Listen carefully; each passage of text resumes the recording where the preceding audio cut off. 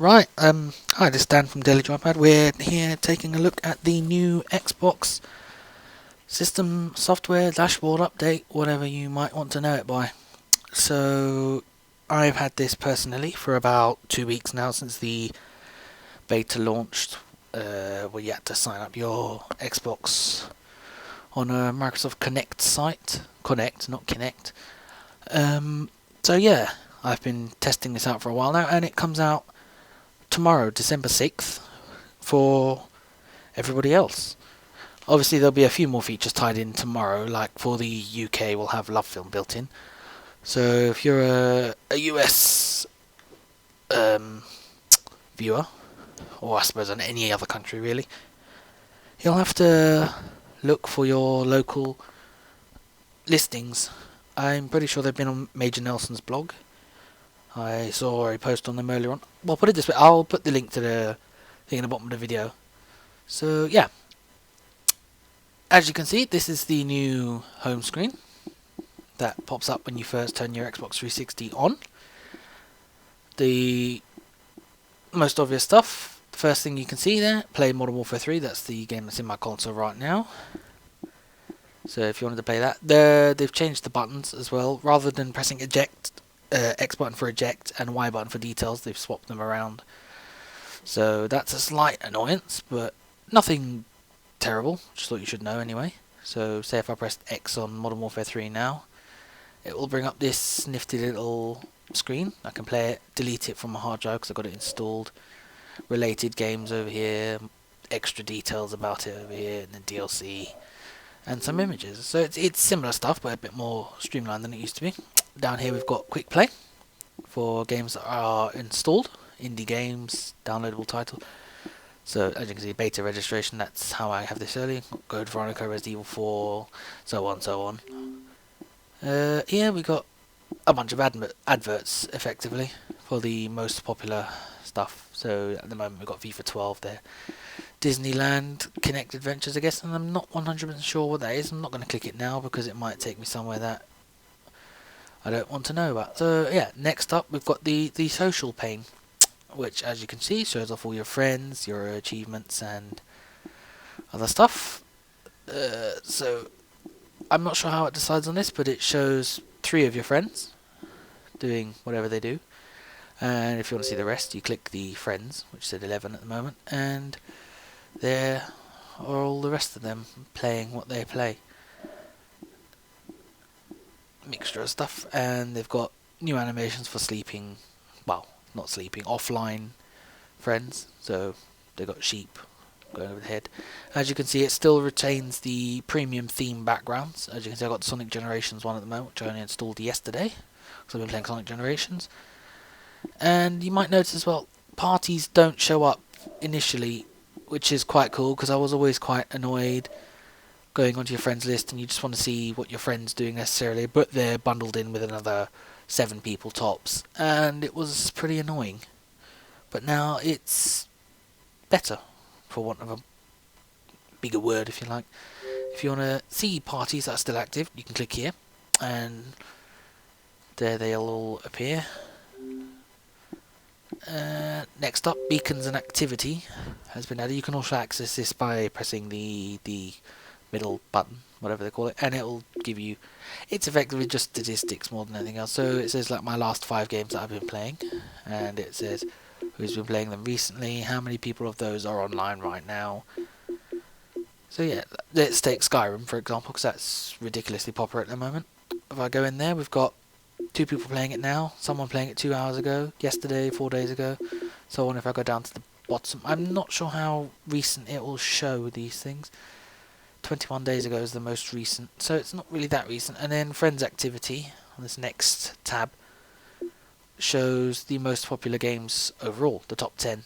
So as you can see, Skyrim's number 1, Modern Warfare 3, FIFA 12, so on, so on, so on, down to Halo Reach, which is still being played recently. So yeah, that's the friends section. So like I said, you can access the beacons and waypoint activity thing from in here as well, which as you can tell hasn't changed at all, apart from beacons and activity being added. Social apps will drag you up to Twitter, Facebook and Video Connect, not much else to say there. Your own little profile page has changed a fair bit also. Customize avatar is exactly the same as it was if you go in there. The mini wardrobe, if you like, that you have to change all your gear and your bits and bobs around. Change theme.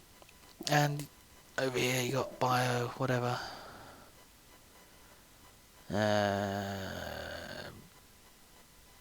Just checking. Yeah, so in here, your achievements area has changed. As you can see on the left, it's got your completed games overall. So for myself, I've got Mass Effect, Dead Rising 2, Case Zero, and One of Us 100. Not anything to write home about. And then you've got individual game panels, which have varied a fair bit. As you can see, they've got 10 achievements on each panel, green background. If you go into one, it's exactly the same as it used to be.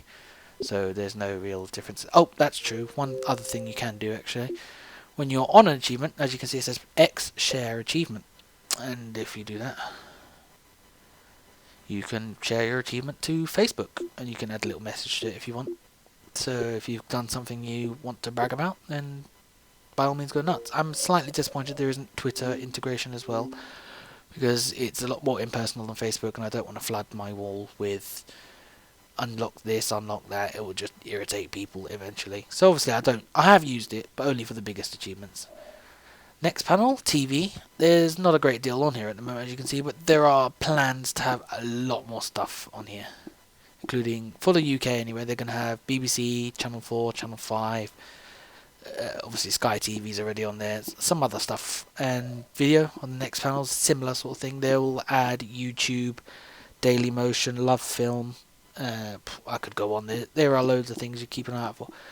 Yeah, it's the same as the video section of the marketplace. In the past, I've never really used videos myself, so I can't really tell you too much about them. Next up is the game marketplace, which at first glance looks very bare, but you can click My Games, and you can see all of your games that you've... I don't know how many this shows. It seems to show a fair few recent games and not much else. Yeah, and I'm guessing that you can click on each one and have a look at the DLC. Game Marketplace is similar to how it was before.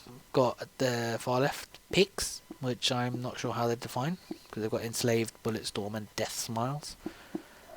Featured stuff, I'm assuming they'll just put the adverts there effectively. New releases, as you can see. Kinect stuff, most popular. And they've got monthly highlights, so they've got November here, they'll have December and January and so on, I'm assuming. Games, again, it's got some of the same stuff from the previous panel, which feels a bit cheap. You can search by genre, by A to Z, game type, so on. Add-ons, as usual, DLC, map packs, whatever else. Extras was where you'll find all your themes and your gamer picks and your avatar items, videos, trailers, so on. And then demos at the end, which are obviously demos. There's a sales and special offer banner there as well. Music's the same as it has been before with the Zune Marketplace, and if you've got music apps like Last.fm, which I don't actually have at the moment. Well, and then apps. Yeah, apps is listed here. It's like an app marketplace, which at the moment is bare. There, woo, exciting, 3 apps, and Last.fm, even though it's not listed there. As obviously the update rolls out from tomorrow, there will be loads and loads and loads more apps added, video apps, blah blah blah. This won't obviously appear in the full deal because it's pre-release stuff. It doesn't really say anything anyway. And the last panel, settings. Obviously there's a Kinect settings, but I don't own a Kinect yet. I will get one someday, but so yeah, that's the new system update thing. I'm going to quickly check and see if there are any friends playing Modern Warfare, so I can show off one last feature. There aren't, typical. Bear with me 2 seconds whilst I pop Skyrim in then, just to show the last little feature to you. Right, so yeah, once the game boots up, you will see me sign in again, because I've cut a bit out of the video where I disconnected due to an update, so ignore that. I'll sign in again, and then you'll see the new... There we go. I haven't even signed in yet, but 2 friends playing Skyrim. It tells you now when friends are playing the same game as you. With games like Skyrim, obviously it's not very useful because it's a single-player game.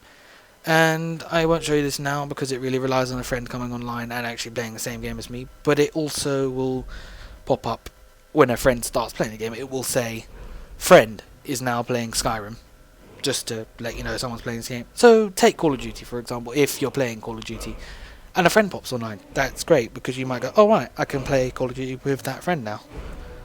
So yeah, that's the new system software in a nutshell. It'll roll out tomorrow in the UK, and there's someone coming online, ruined it. That hasn't happened the whole video, I don't think. So yeah, look out for it tomorrow. It will pop up. You will download it. You have no choice. It's mandatory. Enjoy.